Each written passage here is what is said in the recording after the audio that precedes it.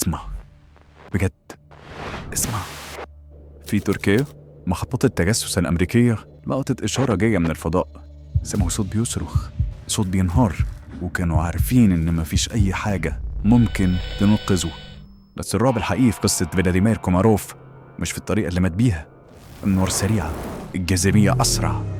الرعب الحقيقي هو الوقت اللي قضاه ومستني الموت. 1967 الاتحاد السوفيتي بيحتفل بعيد ميلاده ال50.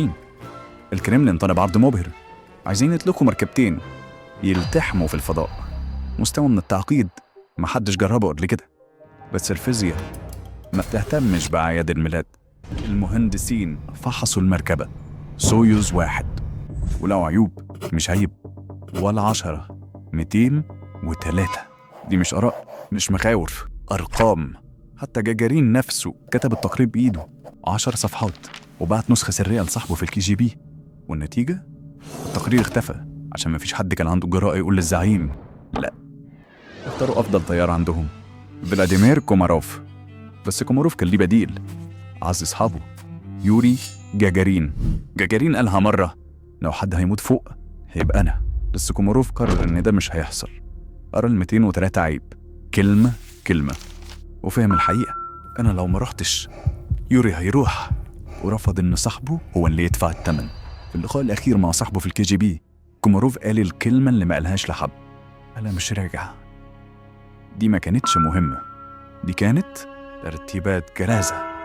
يوم الإطلاق 23 إبريل، الطريق للمنصة. كوماروف كان هادي وفجأة جاجارين ظهر عند المنصة، بدلته الفضائية في إيده. كان بيحاول يركب بدل صاحبه، وفي آخر لحظة كوماروف بصله، طلب منه إنه يفضل بعيد. لبس بدلته ومشي ناحية المركبة. كل خطوة كانت اختيار. قفلوا الباب عليه، متكتف في كرسيه مستني. الصواريخ عمرها ما بتطلع في ميعادها. كل دقيقة تأخير كانت فرصة عشان يغير رأيه، بس هو ما غيروش. الإقلاع كان سليم، وبعدها وصل للفضاء. له طاقة شمسية عتل، الطاقة نزل في النص. المركبة بدأت تلف حوالين نفسها في الفراغ. لساعات كوماروف كان بيصارع أجهزة التحكم كأنه بيصارع الموت في ظلمة تامة، وقدر فعلا يصحح مسار المركبة عشان ترجع الغلاف الجوي. حرفيا حفر طريق رجوعه للوطن. بس افتكر التقارير، افتكر الأرقام. دخل الغلاف الجوي، فتح المظلة الأساسية، مفيش حاجة. فتح المظلة البديلة، فتحت وتعقدت في بعضها. دلوقتي هو بقى مجرد حجر بيقع من السماء. في مركز التحكم جاجارين كان لابس السماعات بيكلم صاحبه. كوماروف قال له المحرك اشتغل 146 ثانية، كل حاجة تمام، كل حاجة تمام. وكانت آخر كلمة قالها لصاحبه. المخابرات الأمريكية قالت بعد كده إنهم سمعوا كلامه الأخير. ما كانش بيدعي، كان بيكلم زوجته اللي ما كانتش تعرف أصلا إنه طالع، اللي ما لحقتش حتى تودعه. وبعدها بيلعن الناس اللي حطوه في الموقف ده. وبعدين صمت. المسؤولين السوفيت وصلوا، كانوا عايزين تابوت مقفول، غلطة وتدفن.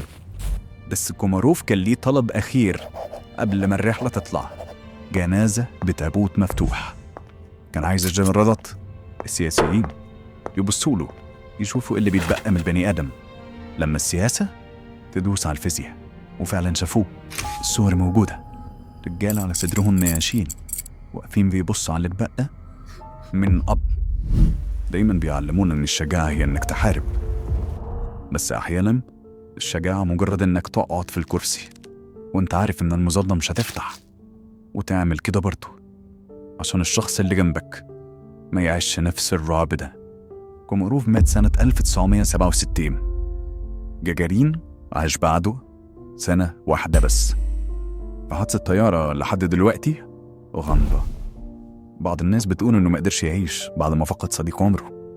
التاريخ بيسميها مأساة، أنا بسميها أقصى تضحية وعمل صداقة اتسجلت في التاريخ. وإنت لو كنت مكان كوماروف كنت هتعمل إيه؟